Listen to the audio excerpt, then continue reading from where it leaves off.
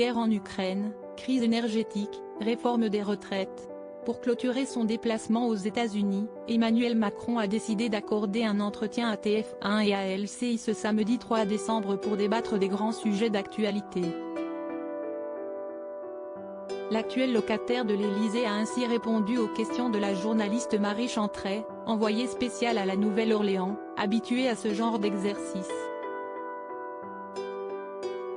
En effet, c'est elle qui l'avait déjà interrogé en juin dernier notamment au sujet des actions menées par la France pour aider l'Ukraine, en conflit avec la Russie depuis le 24 février dernier. À TF1 et LCI depuis plusieurs années maintenant, Marie Chantray est reporter politique. Ces dernières semaines, elle était aux commandes de l'interview politique de 8h30 sur LCI, où elle a reçu diverses personnalités telles qu'Alexis Corbière, Pascal Boniface ou encore Sergueï Girnov, ancien agent du KGB qui a apporté des précisions sur le comportement et la santé de Vladimir Poutine. Supérieur à supérieur à Léa Salamé, Pascal Praud, Anne-Sophie Lapix. Découvrez les journalistes quand ils étaient plus jeunes. Supérieur à Léa Salamé, Pascal Praud, Anne-Sophie Lapix.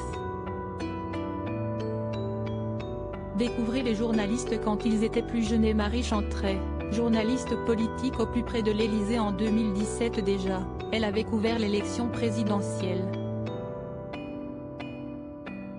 La journaliste avait notamment fait parler d'elle en novembre de cette année-là après avoir montré son agacement face à l'interminable attente pour connaître la composition du nouveau gouvernement.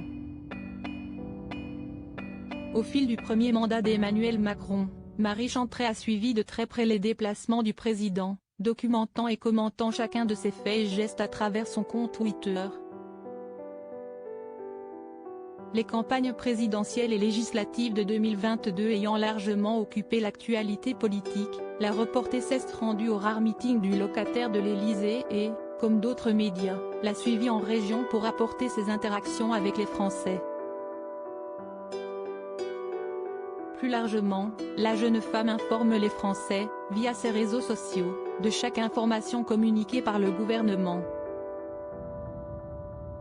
Crédit photo, Alain Guizard.